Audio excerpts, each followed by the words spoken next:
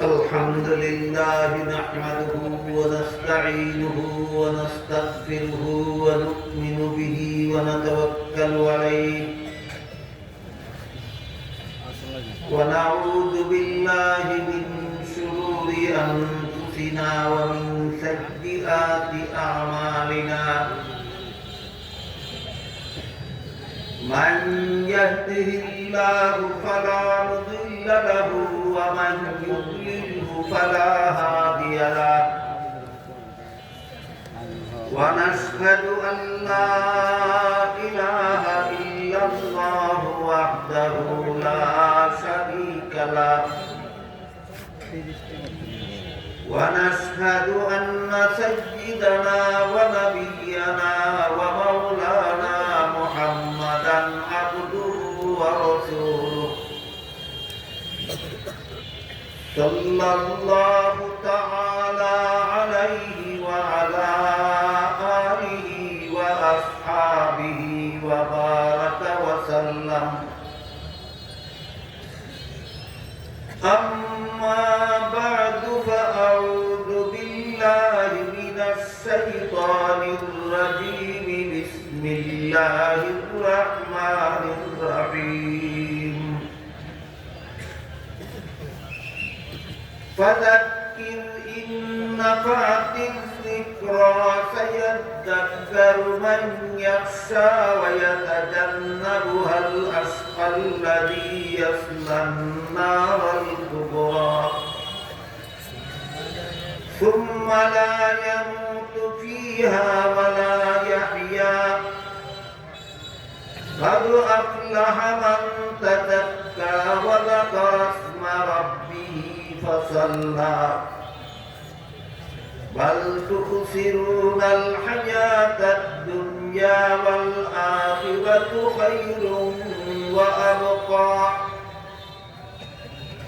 إن هذا لفي الصحف الأولى صحف إبراهيم وموسى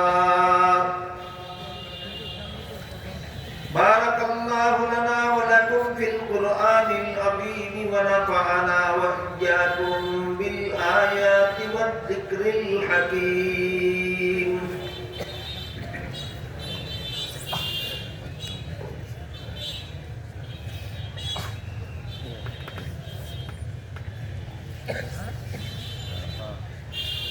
हज़रात उलमाए किराम मुहतरम हाज़िरीन দূর দূরান্ত থেকে আগত সর্বস্তরের মুসলমান ভাইয়েরা আমার আশপাশে বাড়ি ঘরে পর্দার আড়ালে বসা আমার মা ও বোনেরা পবিত্র কোরআনের যে আয়াতগুলি আমি আপনাদের সামনে তিলাওয়াত করেছি একটি বিশেষ ঘটনাকে কেন্দ্র করে আল্লাহ আয়াতগুলি নাযিল করেছিলেন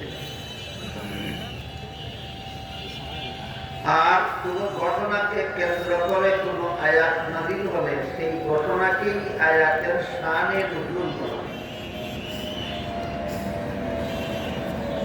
কাজেই আলোচ্য আয়াতগুলির একটা শানে নুজুল আছে, একটা প্রেক্ষাপটের ঘটনা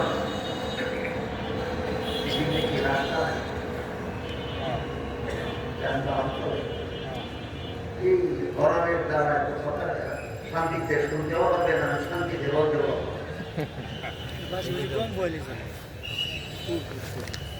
এই বাসীগুলি কি না কিসের বাসী?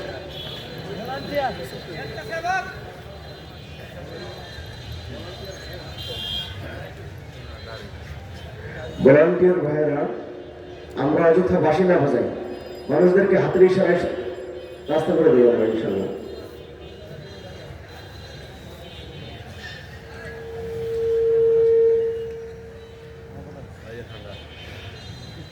মুহতারাম হাজিরিন,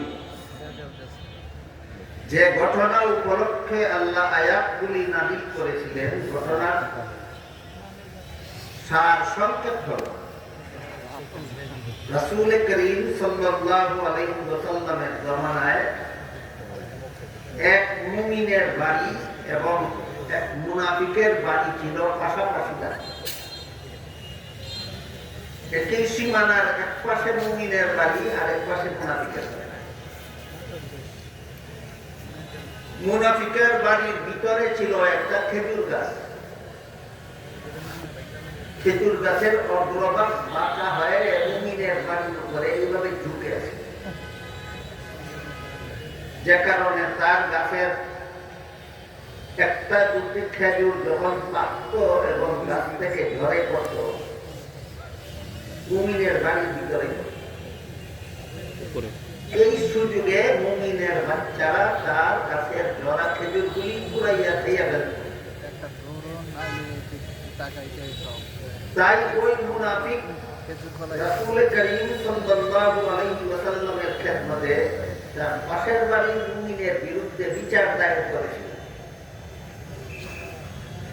বলেছিল যে আমার বাড়ির ভিতরের খেজুর গাছ অগ্রভাগ তার বাড়ির উপরে ঝুঁকে থাকার কারণে আমার গাছের একটা দুটো খেজুর যখন পাকে এবং ঝরে পড়ে তার বাড়ির ভিতরে, এই সুযোগে তার বাচ্চারা আমার গাছের জরা খেজুরগুলি কুড়াইয়া খাইয়া ফেলে। আমি আপনার কাছে বিচার, এই বিচার প্রসঙ্গের দুটা কথা মনে না রাখলে রাসূল কি বিচার করলেন সেটা বুঝতে ভুল হবে। এই জন্য বিচার প্রসঙ্গে দুটি কথা আমাদের আগের থেকে মনে থাকে। বিচার দুই রকমের, একটা হলো আইনের বিচার আর একটা হলো আপুসের বিচার। আইনের বিচারে যে প্রাপক তার প্রাপ্য সুরানাই পরিশোধ করতে হবে। যার কাছে প্রাপ্য সে পরিশোধ করতে ব্যর্থ এবং আইনের বিচার করলে বিচারক এই রায় দিতে ব্যর্থ, ব্যতিক্রম করার অধিকার বিচারকের হবে। কিন্তু তখন দেখা যায় এক পক্ষ খুশি হয় আর এক পক্ষ বেজার হয়। বাদী পক্ষ 16 আনা খুশি হয়, বিবাদী পক্ষ 16 আনা দুঃখিত হয়। তাই বিচারক যদি মনে করেন উভয় পক্ষ খুশি থাকার মতো কোন রায় হতে পারে, তাহলে বিচারকের দায়িত্ব হলো তাদের সামনে প্রস্তাব পেশ করতে। উভয় পক্ষ সম্মত হলেই শুধু রায় দিতে পারবেন, রায় দিবার অধিকার। এই হইল বিচারের ধারা দিল,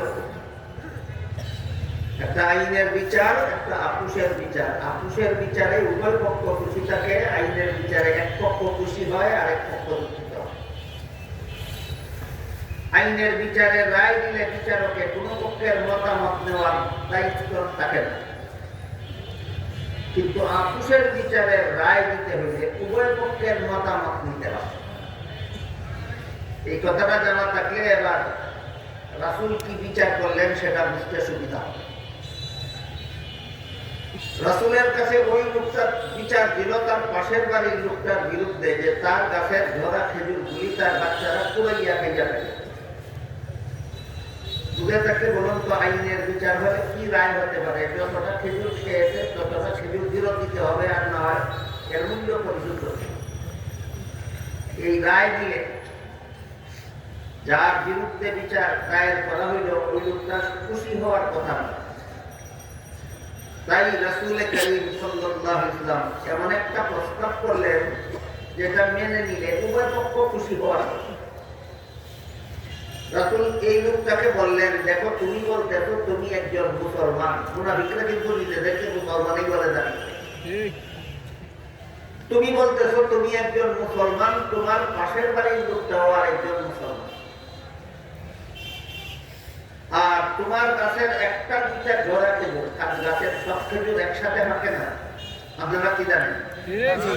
একটা দুটা খেজুর পাকলেই খেজুর কেটে নেওয়ার সময় হয়েছে, কৃষকে বুঝতে পারে কেটে নিয়ে যায়।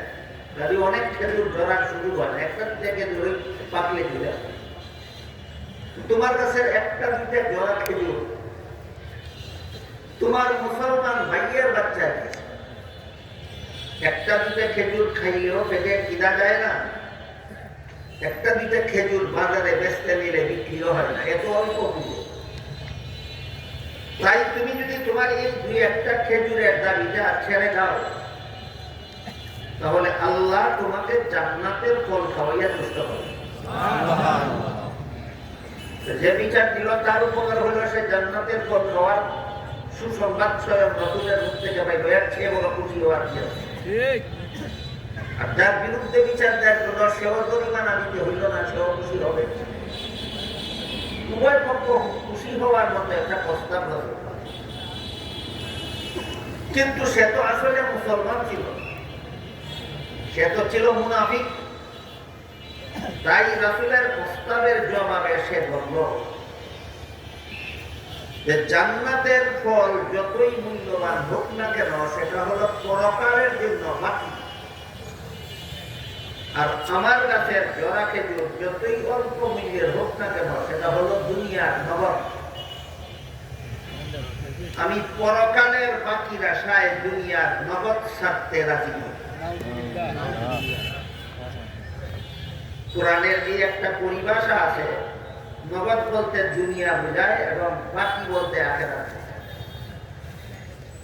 এই মুনাফিক বলল আমি বাকির আশায় নগদ ছাড়তে রাজি নই। তখন আল্লাহ পাক রব্বুল আলামিন আয়াতগুলি নাযিল করে বলেন ফাযাক্কির ইন নাফাআতিয যিকরা। আপুসের বিচারের প্রস্তাবের সাথে সাথে আপনি এই মুনাফিকটাকে একটা মহামূল্যবান নসিহত করেছিলেন, ওয়াজ করেছিলেন, কিন্তু সে আপনার ওয়াজ নসিহত গ্রহণ করে।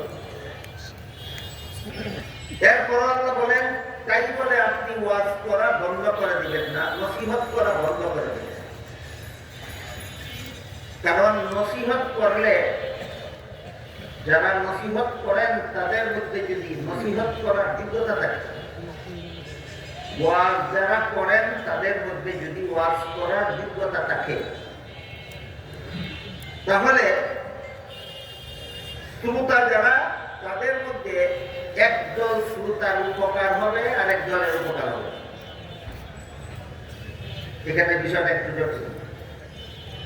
শ্রোতাদের মধ্যে কোন দলের উপকার হবে ওয়াজ নসিহতের দ্বারা, কোন দলের উপকার হবে না, এই বিষয়টাও সমাজে আলোচনা হয় না এবং অনেকেই জানে না। যারা ওয়াজ করবেন তাদের মধ্যে কি যোগ্যতা থাকলে একদল শ্রোতার উপকার হবে, এই যোগ্যতার আলোচনা অসাধারণত হয় না, এই জন্য অনেকেই জানে না। ঠিক। বরং অনেক ক্ষেত্রে দেখা যায় যারা ওয়াজ মাহফিলের আয়োজন করেন তারা নিজেরাই এমন সব ওয়াইজকে দাওয়াত করে আনেন যাদের মধ্যে ওয়াজের যোগ্যতা নেই।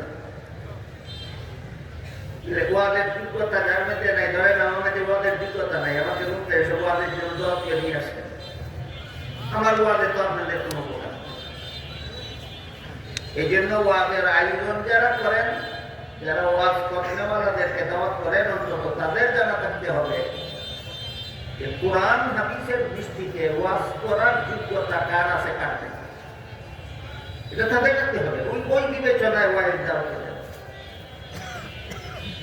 এরপরে আপনারা যারা ওয়াজ শুনেন, আপনাদের কাদের যোগ্যতা সম্পন্ন ওয়াইজের ওয়াজ শুনলে কারা উপকৃত হবেন, কারা উপকৃত হবেন না, আপনাদেরও একটা যোগ্যতার ব্যাপার আছে, এটা আপনাদের জানাবেন।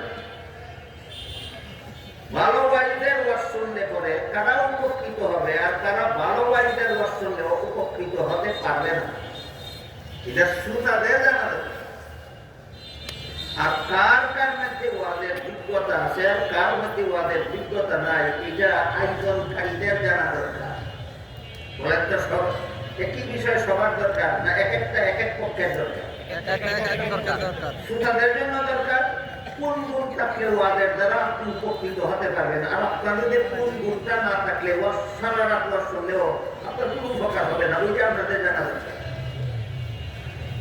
আর যারা ওয়াজের আয়োজন করবেন তাদের জানা দরকার ওয়াজ করার যোগ্যতা কি কি।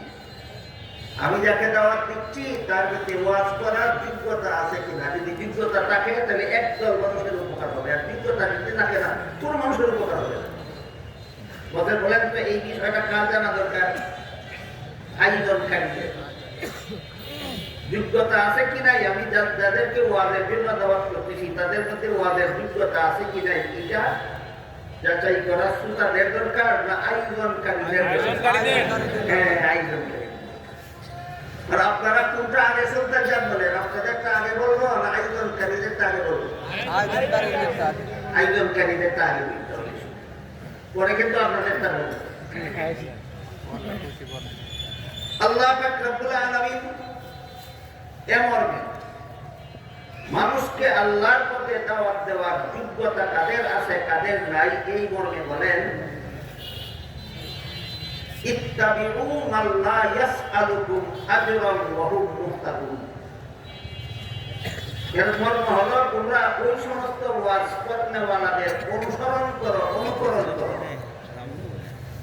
যারা অন্যদেরকে যে ওয়াজ করে সেই ওয়াজ নিজে আগে আমল করে। অন্যদেরকে যে ওয়াজ করবে এই ওয়াজ আগে নিজে আমল করে। আমি যদি নিজে ঠিক মতো নামাজ পড়ি না, আপনাদেরকে নামাজের ওয়াজ করি, আমার ওয়াজের দ্বারা বিন্দু মাত্র কোনো উপকারিতা দেওয়া হবে না। আমি যদি আমার বিবিকে পর্দায় রাখি না আর আপনাদের বিবিকে পর্দায় রাখার ওয়াজ করি, এই ওয়াজে আপনার বিন্দু মাত্র উপকার। আপনারা ভাববেন এটা একটা ফর্মালিটি মাত্র, বক্তব্যের মঞ্চে উঠলে বিবি পর্দায় রাখবো বলতেই হয়, আসলে বাস্তবে কিছু। আপনি যদি আমাকে দাওয়াত করার জন্য আমার বাড়িতে গিয়ে দেখেন আমার বিবি বেপর্দা, এরপরে আমি যদি এখানে এসে আপনাদেরকে বলি আপনাদের বিবিকে পর্দায় রাখবেন, মনে মনে ভাববেনটা কি হুজুরের নিজের বিবি বেপর্দা, আমাকে বলে বিবি পর্দায় রাখার জন্য, মনে মনে হয় একটা ফর্মালিটি রক্ষা করার জন্য বলতে হয়, আসলে বাস্তবে কিছু। ওয়াজের কোনো মূল্য থাকে না শ্রোতার কাছে। এই জন্য যে বক্তারা নিজে আমল করে না এমন বিষয় অপরকে ওয়াজ করে, এবং যে ওয়াজ করার যোগ্যতা নাই তার ওয়াজের দ্বারা কোনো মানুষের হেদায়েত হবে না। এইগুলো একটা আগে নিজে যে হেদায়েতের দাওয়াত দিবেন শ্রোতাদেরকে সেই হেদায়েত আগে নিজে গ্রহণ করতে হবে। 2 নম্বরটি কথা হলো আল্লাহ বলেন লা ইয়াসআলুকুম আজরান, ওয়াজের বিনিময়ে তোমাদের কাছে টাকা পয়সা চুক্তি করেন না। যদি বলেন আপনাদের মাহফিলে যাব আমাকে 1 লাখ টাকা দিতে হবে, আমি 40 মিনিট বলবো, এমন বক্তারও তো অভাব নেই আজকে। এদেরকে কেউ কেউ যুক্তিবাদীও বলে, আমি চুক্তিবাদী বলি। আমার জানা মতে আমাদের দেশের মানুষ একদিক দিয়ে এক দৃষ্টিকোণ থেকে অনেক ধর্মবিরু। কেমন ধর্মবিরু? একজন আলেমকে যদি ওয়াজের জন্য দাওয়াত করে আনে, নিজেরা যা না খায়, নিজের বিবি বাচ্চারে পর্যন্ত যা না খাওয়ায় তাও খাওয়াবার চেষ্টা করে। এবং অনেক শ্রমিকরা মজদুররা পরিশ্রম করে যে পয়সা উপার্জন করে বিবি বাচ্চাকে খাওয়াবার জন্য, ওইটার থেকে কর্তন করে ওয়াজের চান্দা দেয়। অনেক গরিবদের মেহনতের পয়সা এই ওয়াজের চান্দা দেওয়া। এখানে যদি আমি বায়না ধরি যে আপনার এখানে আমি 40 মিনিট ওয়াজ করবো, আমাকে 1 লক্ষ টাকা দিতে হবে, কেন এত টাকা দিয়ে আমি করবো না? তাহলে কি আমি আপনাদের হেদায়েতের উদ্দেশ্যেই ওয়াজ করতে আসলাম না পকেট গরম করার উদ্দেশ্যে? এই পকেট গরমকারী চুক্তিবাদী বক্তাদের ওয়াজের দ্বারা মানুষের হেদায়েত। আল্লামা মুফতি শফি রহমাতুল্লাহি আলাইহি তাফসীরে মারিফুল কোরআনের 2 জায়গায় 2টা কথা লিখেছেন। এক জায়গায় লিখেছেন যে বক্তা নিজে আমল করে না, ওই আমলের কথা অন্য লোককে বলে, এই বক্তার ওয়াজের দ্বারা মানুষের হেদায়েত হবে না। আরেক জায়গায় লিখেছেন যে বক্তারা টাকার বিনিময়ে, ওয়াজের বিনিময়ে টাকা চুক্তি করে, এদের ওয়াজের দ্বারা মানুষের হেদায়েত হবে। এক মজার ঘটনা দেখেছিলাম এক জায়গায়। বক্তাকে দাওয়াত করা হয়েছিল অনেকদিন আগে, 1 লক্ষ টাকা 1 ঘন্টার জন্য চুক্তি করে দাওয়াত করা হয়েছিল। কর্তৃপক্ষের 1 লক্ষ টাকা কালেকশন করতে বহু কষ্ট করতে হয়েছে। বক্তা আসার পরে তিনি কর্তৃপক্ষ আয়োজনকারী বক্তাকে বলতেছিলেন, বেনামাজিদের বিরুদ্ধে কিছু বলবেন না, ওদের কাছ থেকে চাঁদা নিছি, নিলে আপনার 1 লাখ টাকা পুরা করা যাবে না।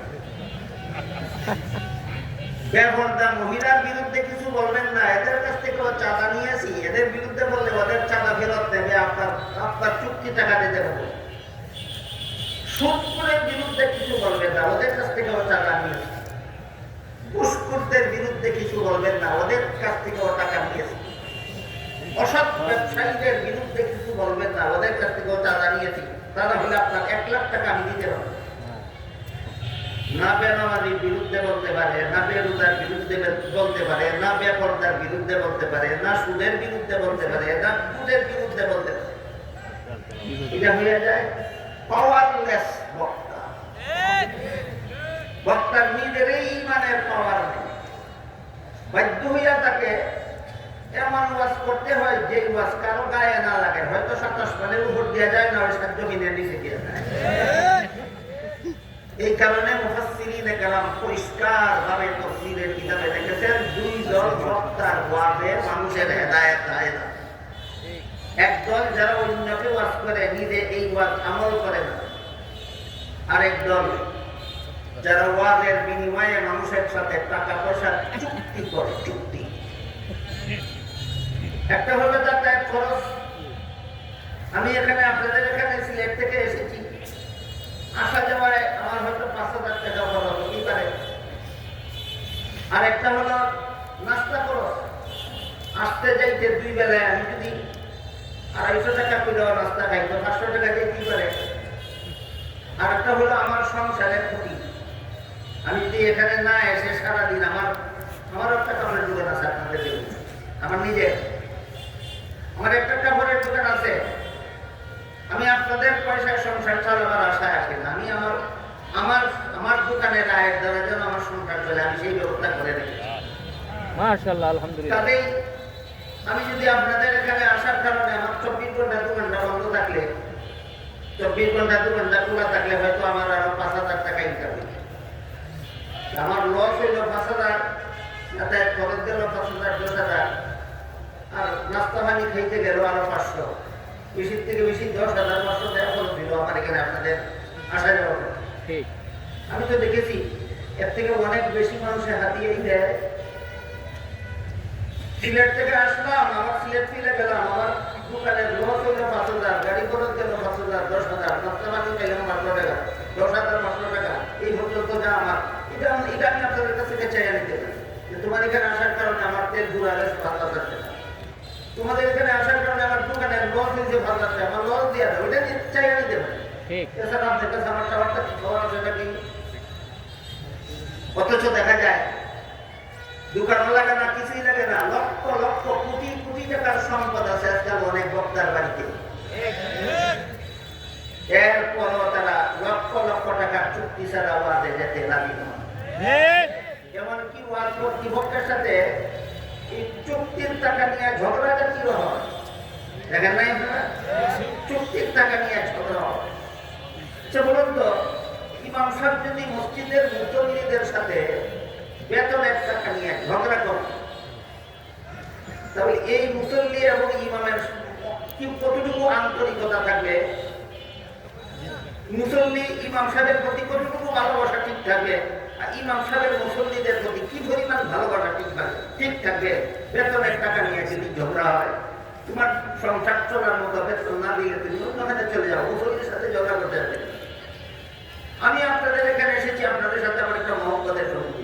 আপনারা আমার একজন আলেম মনে করে, একজন দিনদার মনে করে এনেছেন, সাংঘাতিক মহব্বত করে এনেছেন, এবং আমারও আপনাদের প্রতি এতটুকু মহব্বত আছে যে আমি এদের দুনিয়ার টাকা পয়সা গুরুত্বের চিন্তা না করে এদেরকে কিছু হেদায়েতের কথা শোনাই যেন এরা পরকালে উপকৃত হতে পারে। উভয় পক্ষের মধ্যে একটা সদ্ভাব আছে কিনা? উভয় পক্ষের মধ্যে একটা সদ্ভাব আছে, একটা আন্তরিকতা আছে। আপনার সাথে যদি আমার টাকা পয়সার লেনদেন নিয়ে ঝগড়া হয়ে যায়, সেই আন্তরিকতাটা কি থাকে? নষ্ট হয়ে যায়, নষ্ট হবে। দূরার যোগ্যতা পর্যন্ত যেসব বক্তার নাই, এদের মধ্যে ওয়াজ করার যোগ্যতা না। এবার আয়াত বোঝার চেষ্টা করি। আল্লাহ বলেন, ফাযাক্কির, হে রাসূল করিম সাল্লাল্লাহু আলাইহি ওয়াসাল্লাম, আপনি ওয়াজ করতে থাকুন। ফাযাক্কির, আপনি ওয়াজ করতে থাকুন। ইন নাফাআতিয যিকরা, ইন নাফাআতিয যিকরার শাব্দিক অর্থ একরকম, মর্ম ভিন্ন রকম। তাই আমি অর্থ বলে মর্ম বললে একটু সময় লম্বা হয়ে যাবে, মর্মটাই বলে দিই। এর মর্ম হলো নিশ্চয়ই ওয়াজে উপকার হবে। আপনি ওয়াজ করতে থাকুন, নিশ্চয়ই ওয়াজে উপকার হবে, কিন্তু সর্বলোকের নয়।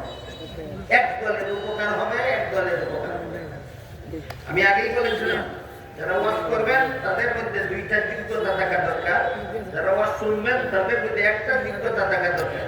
ওয়াজ করনেওয়ালার দুই যোগ্যতা যদি থাকে আর ওয়াজ শুননেওয়ালার মধ্যে একটা যোগ্যতা যদি থাকে, এই ওয়াজে হেদায়েত হবেই হবে। এই ওয়াজে হেদায়েত হবেই হবে।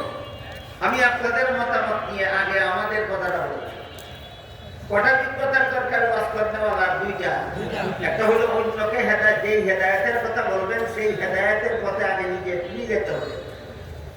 অন্যকে যে হেদায়েতের কথা বলবেন আগে নিজে সেই হেদায়েতের পথে চলবেন। নিজে সুদের কারবারের সাথে জড়িত, নিজে ঘুষের কারবারের সাথে জড়িত, নিজে মিথ্যার সাথে জড়িত, জালিয়াতির সাথে জড়িত, চক্রান্তের সাথে জড়িত, নিজের দুর্নীতির সাথে জড়িত। আর আমি মঞ্চে বসে আপনাদেরকে এই সমস্ত জালিয়াতি, দুর্নীতি, চক্রান্ত, সুদের বিরুদ্ধে একটা বক্তৃতা দিয়া দিলাম। তফসিলের কিতাবে পরিষ্কার লেখা আছে, তোমার ওয়াজে মানুষের হেদায়েত হবে না। একটা শর্ত হলো, একটা যোগ্যতা হলো ওয়াইজের, অন্যকে যেই হেদায়েত করবেন সেই হেদায়েত আগে নিজে গ্রহণ করতে হবে। 2 নম্বর যোগ্যতা হলো ওয়াজের বিনিময়ে টাকার চুক্তি করতে পারবেন না। ওয়াজের বিনিময়ে টাকার চুক্তি করতে পারবেন না। তফসিলের কিতাবে লেখা আছে, যারা ওয়াজ করে টাকার চুক্তি করে এদের ওয়াজে মানুষের হেদায়েত হবে না। আমাদের কথাটা বললাম, এবার আপনাদেরটা বলবো। আপনাদেরটা উল্লেখ করে আল্লাহ বলেন, সায়াযাক্কারু মান ইয়াখশা, যাদের অন্তরে আল্লাহর ভয় আছে তারা এই দুই যোগ্যতা সম্পন্ন ওয়াইজের ওয়াজ শুনলে অবশ্যই উপকৃত হবে। যাদের অন্তরে আল্লাহর ভয় আছে, তাহলে আল্লাহর ভয় অন্তরে নিয়ে ওয়াজ শুনতে বসতে হবে। আমি হয়তো অনেক কাজ জানি না, কোন কাজের দ্বারা আল্লাহ শাস্তি দেবেন আমার জানা নাই, কোন কাজের দ্বারা আল্লাহ খুশি হবেন আমার জানা নাই, কোন কাজের দ্বারা আল্লাহ বেজার হবেন আমার জানা নাই, কোন কাজে আমার ঈমান থাকবে আমি সঠিকভাবে জানি না, কোন কাজে কোন কথায় আমার ঈমান চলে যাবে আমি সঠিকভাবে জানি না। আমি একজন হক্কানি আলেমদের মুখে শুনে এগুলি শুনলে পরে, জানলে পরে তার মুখ থেকে আমি যা শুনি অবশ্যই আমি তা আমল করব, পালন করব। এই নিয়তে যারা বসে তাদের অন্তরে আল্লাহর ভয় আছে, এরা আল্লাহর শাস্তির কথা শুনলেই যেই কাজ করলে আল্লাহ শাস্তি দিবেন সেই কাজ থেকে বিরত হয়ে যায়। আল্লাহ তাদেরকে হেদায়েত দান করে দেন। তাহলে আমরা ওয়াজ শুনতে হবে কি উদ্দেশ্যে? যে আমি আল্লাহকে সন্তুষ্ট করার পথে জীবনযাপন করতে চাই, কিন্তু কিভাবে জীবনযাপন করলে আল্লাহ সন্তুষ্ট হবেন আমার জানা নাই। আমি আলেমদের কাছ থেকে জানতে এসেছি আমার জীবনের কোন কাজে আল্লাহ সন্তুষ্ট, কোন কথায় আল্লাহ সন্তুষ্ট, এগুলি জানতে এসেছি। জানার পরে আমি আল্লাহর সন্তুষ্টির পথে জীবনযাপন করব। আল্লাহর অসন্তুষ্টির কার্যকলাপ, কথাবার্তা আমি বলবো না, করবো না। এই মনে মনে এই প্রতিজ্ঞা নিয়ে যদি বসেন, ওয়াজে নিশ্চয়ই আপনার উপকার হবে। এই জন্য আল্লাহ বলেন, ফাযাক্কির ইন নাফাআতিয যিকরা, আপনি ওয়াজ করতে থাকুন, অবশ্যই ওয়াজের উপকার হবে। কার অন্তরে আল্লাহর শাস্তির ভয় আছে। একটা উদাহরণ দিলে আশা করি সহজে বুঝতে পারবে। আজকাল আমাদের সমাজে অহরহ কুফরি কথাও মানুষের কয়, কুফরি কাজও করে, অথচ জানে না এটা কুফরি কথা, অথচ জানে না এটা কুফরি কাজ। কুফরি কাজ করার পরে, কুফরি কথা বলার পরে যদি তওবা করে না, তাহলে ঈমানদার অবস্থায় মরণ হয় না, বেঈমান অবস্থায় মরণ। বেঈমান অবস্থায় মরণ হলে চিরস্থায়ী জাহান্নামের শাস্তি ভোগ করতে হবে। তাহলে কোন কথার দ্বারা ঈমান চলে যায়, কোন কাজের দ্বারা ঈমান চলে যায়, এটা তো আমি মনে করি সাধারণ মুসলমান জানে না। সাধারণ মুসলমানের জানা নাই কোন কথার দ্বারা ঈমান চলে যায়, কোন কাজের দ্বারা ঈমান চলে যায়। তাই আপনারা যদি চিরস্থায়ী জাহান্নামের শাস্তি থেকে বাঁচতে চান তাহলে ওই সব কথা থেকে বিরত থাকতে হবে, ওই সব কাজকর্ম থেকে বিরত থাকতে হবে যেগুলির দ্বারা ইমান ধ্বংস হয়ে যায়। যদি এইরকম যদি মনোভাব থাকে তাহলে আলেমগঞ্জ যখন বলবেন অমুক কথার দ্বারা ইমান থাকে না, এমন কথা জীবনে আর কোনোদিন বলবেন না। আলেমগঞ্জ যদি বলেন অমুক কাজের দ্বারা ইমান থাকে না, এই কাজ আর জীবনে করবেন না, এতে বোঝা গেল আপনার অন্তরে আল্লাহর শাস্তির ভয় আছে। অবশ্যই যোগ্য আলেমের ওয়াজের দ্বারা আপনার হেদায়েত হবে। আজকাল আমাদের সমাজে এমন বহু কথা মুসলমান নামদারিরা বলে থাকে, যেসব কথা বললে ইমান আর থাকে না। এমন বহু কাজ করে থাকেন যেই কাজ করলে আর ইমান থাকে না। যেমন প্রসঙ্গক্রমে বলা যায়, এই যে কিছু বাউল আছে, বাউল গানে কতগুলি গান গায়, এগুলি কুফুরি গান। আপনারা যারা শুনতে যান বাউলদের গান, আপনারা মনে করেন এরাও তো কোরআনের কথা বলে।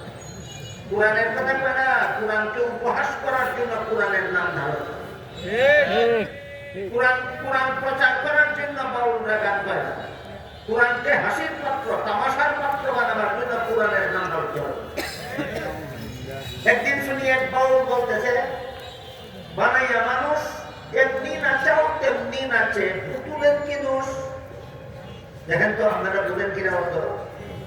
বাউল গানে বলতেছে, বানাইয়া মানুষ যেমনি নাচাও তেমনি নাচে, পুতুলের কি দোষ।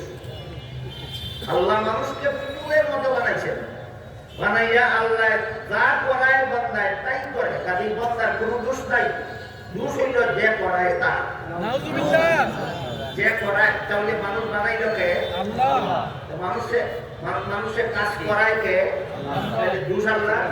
দেখেন গানের মধ্যে বান্দারে নির্দোষ সাব্যস্ত করিয়া আল্লাহরে সরাসরি দোষী সাব্যস্ত করে দিল। এবার নিজের ইমানকে জিজ্ঞাসা করে বলেন, এমন গান যারা গায়, এমন গান যারা শুনে, এমন গানের যারা প্রতিবাদ না করে, নীরব সমর্থন দেয়, এদেরও ইমান থাকে? ইমান থাকে না। যদি তওবা না করে বড় বেঈমান অবস্থায় মরণ হবে, পরকালে চিরস্থায়ী জাহান্নামের শাস্তি ভোগ করতে হবে। বিষয়গুলি কি আপনাদের আমাদের বোঝাতে হবে না? অবশ্যই। আমার বিশ্বাস আপনাদের অন্তরে আল্লাহর এতটুকু ভয় আছে যে যেই কাজ করলে ইমান থাকে না, যেই কথা বললে ইমান থাকে না। আমরা যদি এই কথার ব্যাপারে আপনাদেরকে সতর্ক করে দেই, জীবনে কোনোদিন এমন কথা শুনতে যাবেন না, এমন কথা সমর্থন করবেন না। এই বিশ্বাস আপনাদের প্রতি হবে। ঠিক ঠিক। আরেক বাউলে একদিন গান গায়, বলে আল্লাহর দন রসুলকে দিয়া আল্লাহ গেল গায়েব হইয়া, রাসূলের দন খাজায় পাইয়া শুইল গিয়া আজমিরে, কেউ ফিরে না খালি হাতে খাজা বাবার দরবারে। কি পরিমাণ কুফরি আছে গানটার মধ্যে, আমি বলে ঘন্টার পর ঘন্টা বলে শেষ করতে পারবো। এই গানের প্রথম অংশের কুফরিটা আর শেষ অংশের কুফরিটা শুধু আপনাদেরকে দেখায়। আপনারা তো শুনলে মনে করেন, যেহেতু আপনারা আলেমদের পক্ষ থেকে এই ব্যাপারে কিছু শুনেননি, এখানে আপনারা তো শুনলে মনে করবেন ভালোই, গানটা তো ভালোই গেছে, আল্লাহ তো রসুলে দিছে, ভালোই তো করছে। আল্লাহ তো রসুলে দিয়ে আল্লাহ গেল গাই বুঝা, আল্লাহ তো গাই বই, আমরা তো আল্লাহ দিঘাকে ভাই বুঝি। রসুলের খাতায় ভেজা শুয়েছে গিয়ে আদমিরে, খাতায় কিছু না ভেজে কি আর খাতায় এত বড় হলি হয়েছে, আদমিরে তো খাতা দিয়েছেই। আপনারা তো এইরকমই মনে করবেন, কিন্তু আলেমদের দায়িত্ব আপনাদেরকে বুঝাইয়া দেওয়া যে এই খাজার নামে আর আল্লাহর নামে রাসূলের নামে গাওয়া এই গানটার মধ্যে কি পরিমাণ কুফরি আছে। প্রথম নম্বর কুফরি হলো বলে আল্লাহর দন রাসূলকে দিয়া, আল্লাহর দন রাসূলকে দিয়া দিছে আল্লাহ, এর একটা কুফরি কথা। আল্লাহ পবিত্র কুরআনের সূরা মুনাফিকুনের 7 নম্বর আয়াতে বলেন, ওয়ালিল্লাহি খাযাইনুস সামাওয়াতি ওয়াল আরদ, আসমান জমিনের ধন আল্লাহর মালিকানায় রয়েছে। আসমান জমিনের ধনভাণ্ডার আল্লাহর মালিকানায় রয়েছে। কার মালিকানায় রয়েছে? আল্লাহর। গানে কি বলছি? রাসূলকে দিয়া দিছে। আল্লাহ বলেন ধনভাণ্ডার আমার মালিকানায় রয়েছে, বাউল বন্ডয় কয় রাসূলকে দিয়া দিছে। বলেন কোরআনের পক্ষে কইল না বিরুদ্ধে কইল? বিরুদ্ধে। সাথে সাথে কাফের হয়ে যাচ্ছে। যে কইল সে কাফের, যে শুনলো সে কাফের, যে শোনার পরে প্রতিবাদ করলো না সে ঠিক। নাউজুবিল্লাহ। এরপরে মজার ব্যাপার হলো আয়াতের শেষের অংশে আল্লাহ বলেন, সূরা মুনাফিকুনের 7 নম্বর আয়াতের শেষের অংশে আল্লাহ বলেন ওয়ালাকিন্নাল মুনাফিকিনা লা ইয়ালামুন। আসমান জমিনের ধনভাণ্ডারের মালিকানা যে রাসূলকে দিছে না, আল্লাহর মালিকানা যে রইছে, এই কথাটা মুমিনরা মানে, মুনাফিকরা মানে না। এখন কি হলো? যে মানে না সে মুনাফিক, যে মানে সে মুমিন। ঈমান আসে কিভাবে আর যায় কিভাবে, আমি কি আপনাদেরকে একটু বোঝাতে পারলাম?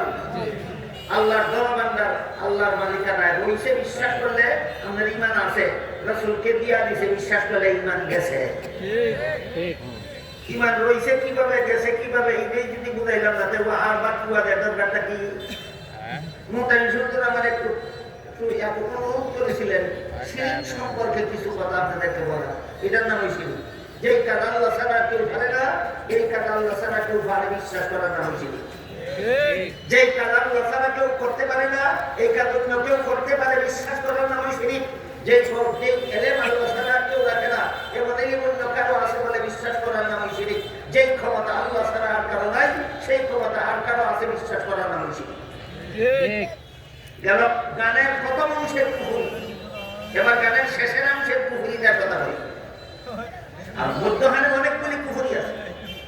এই গানের শেষের অংশে কয় কেউ ফিরে না খালি হাতে, খাজা বাবা দরবারে। খাজা মুইনুদ্দিন চিশতি রহমাতুল্লাহি আলাইহি মাজার হইল ইন্ডিয়ার আজমিরে। ওইখানে গিয়া খাজা মুইনুদ্দিন চিশতি রহমাতুল্লাহের মাজারে গিয়া খাজার কাছে যে যা কিছু চায় তারে সব কিছু দেওয়ার ক্ষমতা রাখে বাবা।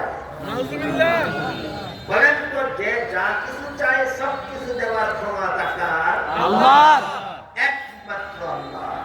কার? আল্লাহ। একমাত্র বলেন, একমাত্র। একমাত্র আল্লাহ। একমাত্র আল্লাহ। কিন্তু এর গানে কয় যে যা কিছু চায় সব কিছু দেওয়ার ক্ষমতা আছে খাজা বাবা। খাজা বাবারে আল্লাহর সাথে শরীক দেড়শা বদ্ধ করলো কিনা? খাজা বাবারে আল্লাহর সাথে শরীক দেড়। এই গান যে গাইব সেটা বেরোইব, যে শুনলে নীরব থাকবো সেটা বেরোইব, যে সমাজ যে এই শোনার পরে পূজার পরে প্রতিবাদ করবে না যে ওটাকে।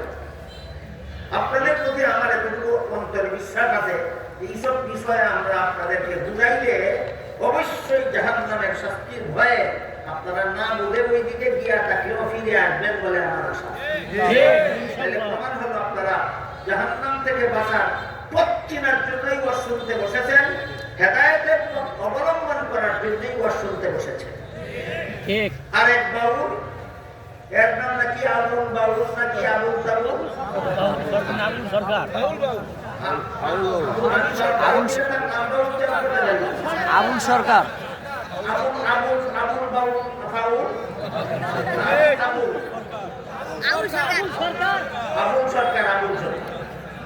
হে কি কয় জানে, এখন আল্লাহর আগে কথাই বলে কথা নেই। আল্লাহ সর্বতলায় দেখো, তোরা যখন ভণ্ড মাজার পূজারি ভণ্ডরা গাঞ্জা গাঞ্জা খাস, তোরা থেকে আল্লাহরে গাঞ্জা কুরবানি করছো, আগের কথা ঘরের কথা মানে তাই না? ঠিক। গাঞ্জা কুটার একটা কিচ্ছা কইছো। 3 গাঞ্জা কুড়ে এক কুকুর মানে গাঞ্জা খাইছে।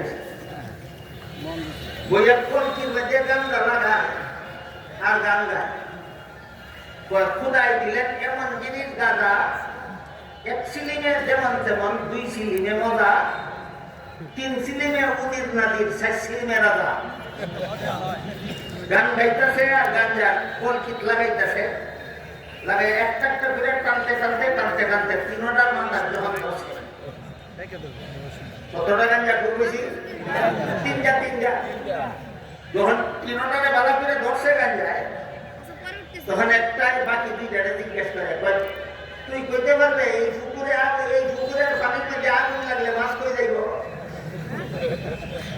2 নম্বরটায় কয় পুকুরের পানিতে আগুন লাগলে এই যে পুকুর পানি বট গাছটা এই বট গাছ উঠে যাবে।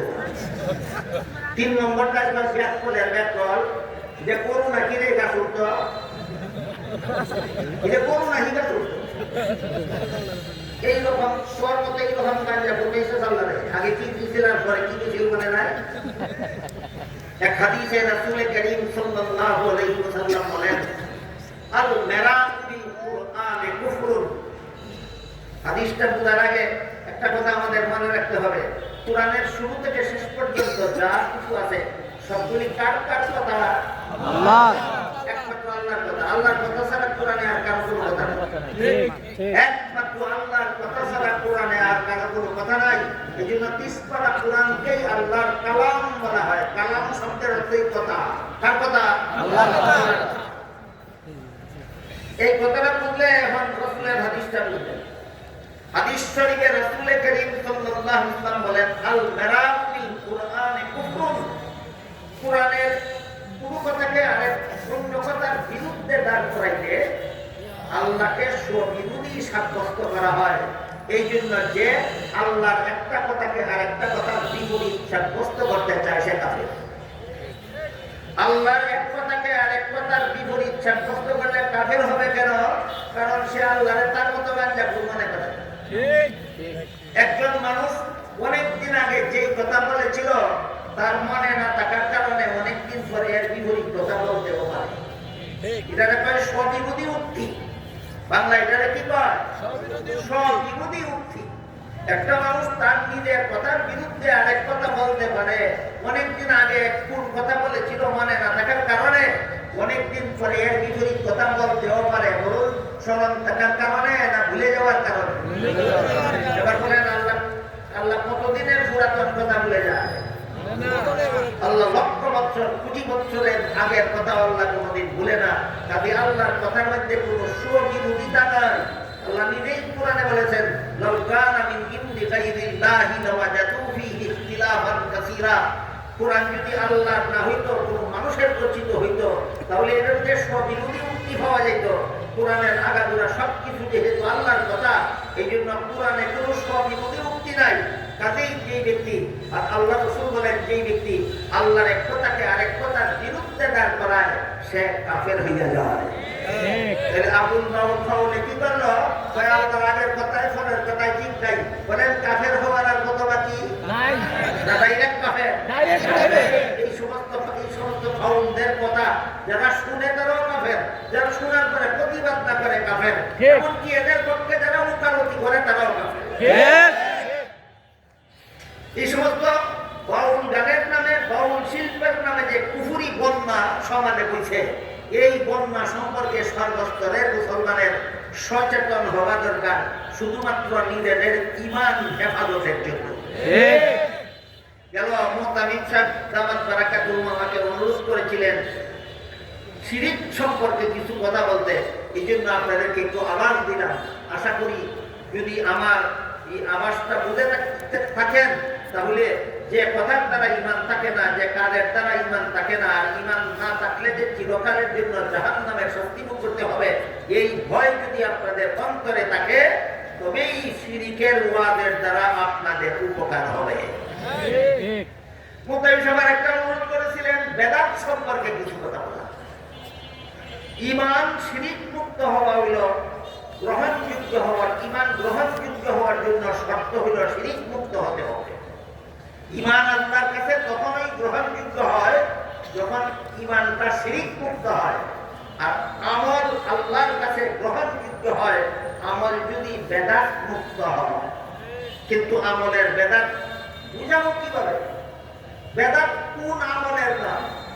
আল্লাহ রাসূল হাদিস শরীফে পরিষ্কার ভাবে বলেছেন। আমি একটু সহজ করে আপনাদের বোঝাবার চেষ্টা করবো, দেখি বুঝাতে পারি কিনা। রাসূল করিম সাল্লাল্লাহু আলাইহি ওয়াসাল্লাম হাদিস শরীফে বলেন,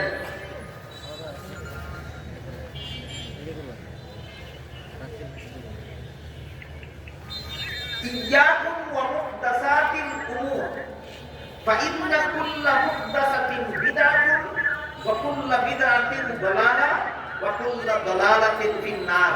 আও কামা ক্বালা আলাইহিস সালাতু ওয়াস সালাম। এর অর্থ হলো, যে আমার উম্মত মুসলমানেরা, যে কাদের শরীয়তে কোনো দলিল নেই, যে কাদের পক্ষে শরীয়তে কোনো দলিল নেই, অথচ ধর্মের নামে করা হয়, যে কাজ ধর্মের নামে করা হয় অথচ ধর্মের কাজ নয়, ধর্মের নামে অধর্ম কাজ করার নাম বেদাত। ধর্মের নামে অধর্ম কাজ করার নাম বেদাত। ধর্মের নামে করে, কিন্তু এটা ধর্মের কাজ হিসাবে কোরআন হাদিসের দ্বারা প্রমাণিত নয়, স্বাক্ষরিত নয়। কথাটা আরেকটু খুলাসা না করলে হয়তো সকালে বুঝবেন।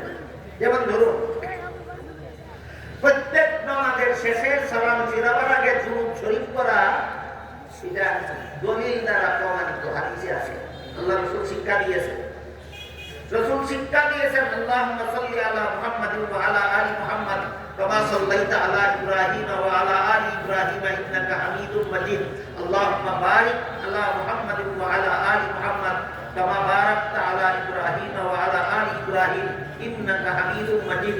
নামাজের শেষে এই দুইটা দুরূদ শরীফ পড়তে রাসূল শিক্ষা দিয়েছেন। সুতরাং নামাজের শেষে এই দুইটা দুরূদ শরীফ পড়ার দলিল আছে কিনা? আছে। শুরুতে না শেষে? এই দুই দুরূদ শরীফ পড়া, নামাজের দুরূদ শরীফ পড়া শিক্ষা দিয়েছেন নবী। নামাজের শুরুতে না শেষে? একজন লোক ওয়াজে শুনলো, একজন হুজুরে ওয়াজ করেছেন। আল্লাহ রাসূল বলেন, যে ব্যক্তি আমার প্রতি একবার দুরূদ শরীফ পড়ে আল্লাহ তার প্রতি 10 বার রহমত নাযিল করেন। যে ব্যক্তি আমার প্রতি 10 বার দুরূদ শরীফ পড়ে আল্লাহ তার প্রতি 100 বার রহমত নাযিল করেন। যে ব্যক্তি আমার প্রতি 100 বার দুরূদ শরীফ পড়ে আল্লাহ তার প্রতি 1000 বার রহমত নাযিল করেন। সুবহানাল্লাহ। হাদিস সত্য। কিন্তু হাদিসটা শুনে যদি একজন মনে মনে ভাবে এত বড় ফজিলতের দুরূদ শুধুমাত্র নামাজের শেষে পড়বো কেন, শুরুতে একবার পড়ে দিলাম। এবার বলুন, যদি নামাজের শুরুতেই দুরূদ শরীফ পড়ে নামাজ সূরা কেরাত শুরু করে, তার দুরূদ শরীফ পড়া সুন্নাত হবে না বেদাত? বেদাত। সবের কাজটা বেদাত দিল কেন? এটা দলিল সম্মত নয়।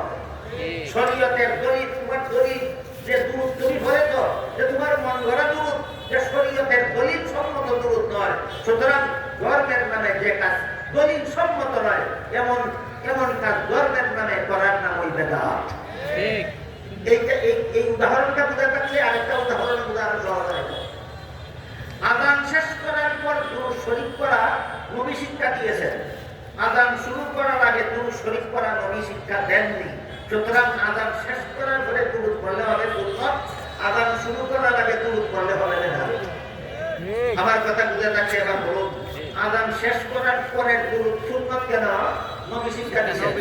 আযান শুরু করার আগে দুরূদ পড়লে বেদাত হবে কেন? শিক্ষা দিয়েছেন না। পরের দুরূদের দলিল আছে, আগের দুরূদের দলিল নাই।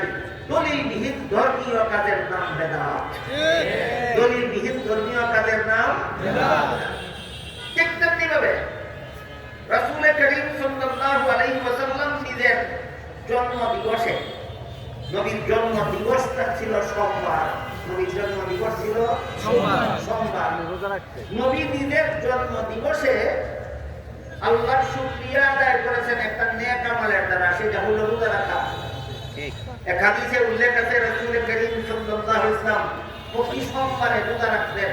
সাহাবায়ে কেরাম জিজ্ঞাসা করলেন, আপনি প্রত্যেক সোমবারে রোজা রাখেন কেন? রাসূল করিম সাল্লাল্লাহু আলাইহি ওয়াসাল্লাম বলেন, দুই কারণে আমি প্রতি সোমবারে নফল রোজা রাখি। রোজাটা নফল, ফরজ নয়। দুই কারণে আমি প্রতি সোমবারে নফল রোজা রাখি। এক কারণ হলো, সর্বপ্রথম আমার কাছে যেদিন কোরআন নাযিল হয়েছিল সেই দিনটা ছিল সোমবার। 2 নম্বর কারণ হলো, আমি যেদিন জন্মগ্রহণ করেছিলাম সেই দিনটা ছিল সোমবার। তাহলে রাসূল নিজের জন্ম দিবসে কি আমল করতেন? নফল রোজা রাখতেন। রাসূল নিজের জন্ম দিবসে কি আমল করতেন? নফল রোজা রাখতেন। এখন যদি আপনি 12ই রবিউল আউয়াল ঈদে মিলাদুন নবী পালন করেন, রাসূল রাখতেন রোজা, আপনি করেন ঈদ। বুঝাতে পারলাম না? রাসূল নিজের জন্ম উপলক্ষে কি করতেন? আপনি করলেন ঈদ। রাসূল একটা করলেন না বিপরীতটা করলেন? এই কথাগুলি না জানার কারণে, না বোঝার কারণে আজকাল কিছু আলেমা এমন পাওয়া যায় যারা বলে রাসূলের জন্ম দিবসে নাকি, রাসূলের জন্মের দিন নাকি পিপিলিকার দল জশ্নে জুলুসে ঈদে মিলাদুন নবী পালন করে। ভিক্ষার দল কাসিমি উপাধি, কাসিমি উপাধিধারী মৌলবী মানুষ সারা বাংলাদেশে যার ওয়াজ শোনার জন্য মানুষ পাগল পারা হয়ে থাকে। এমন একটা মস্তানি গাঞ্জা বুড়ি কথা বলে ফেলেছে যে রাসূলের জন্মের দিন পিপিলিকারাও জশ্নে জুলুসে ঈদে মিলাদুন নবী পালন করেছে। অথচ সে কাসিমের নামে দেবে কাসিমি শব্দ ব্যবহার করে। ভিক্ষার দল কাসিমি উপাধির উপর।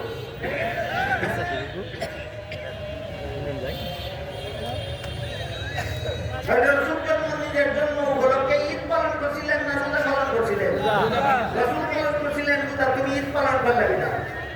আমি বুঝাতে পারলাম আপনাদেরকে বিদআত কাকে বলে? তাই রাসূল বলেন, ইয়্যাকুম ওয়া মুহদাসাতিল উমুর ফা ইন্না কুল্লা মুহদাসাতিন বিদআতুন ওয়া কুল্লু বিদআতিন দালালাহ ওয়া কুল্লু দালালাতিন ফিন নার। সাবধান আমার উম্মত মুসলমানেরা, ধর্মের নামে বেদাত হবে। আর বেদাত করলেই জান্নাতের পথ হারাবে, জান্নাতের পথ হারালেই জাহান্নামের শাস্তি ভোগ করতে হবে। এই জন্য ঈমান আল্লাহর কাছে গ্রহণযোগ্য হয় শিরিক মুক্ত হলে, আর আমল আল্লাহর কাছে গ্রহণযোগ্য হয় বেদাত মুক্ত হলে। সব কথা যাদের মনে না থাকে, শেষ দুইটা কথা মনে রাখার চেষ্টা করলেন সারা জীবন। বিদাত মুক্ত শিরিক মুক্ত ঈমান, বেদাত মুক্ত আমল। শিরিক মুক্ত ঈমান, বেদাত মুক্ত আমল আল্লাহর কাছে গ্রহণযোগ্য। যে ঈমানের সাথে শিরিক থাকে সেই ঈমান গ্রহণযোগ্য নয়, যে আমলের সাথে বেদাত থাকে সেই আমল আল্লাহর কাছে গ্রহণযোগ্য নয়। আল্লাহ আপনাদের আমাদের সবাইকে বুঝার এবং আমল করার তৌফিক দান করুন, আমিন। সুবহান রাব্বিকা রাব্বিল ইজ্জাতি আম্মা ইয়াসিফুন ওয়া সালামুন আলাল মুরসালিন ওয়ালহামদুলিল্লাহি রাব্বিল আলামিন।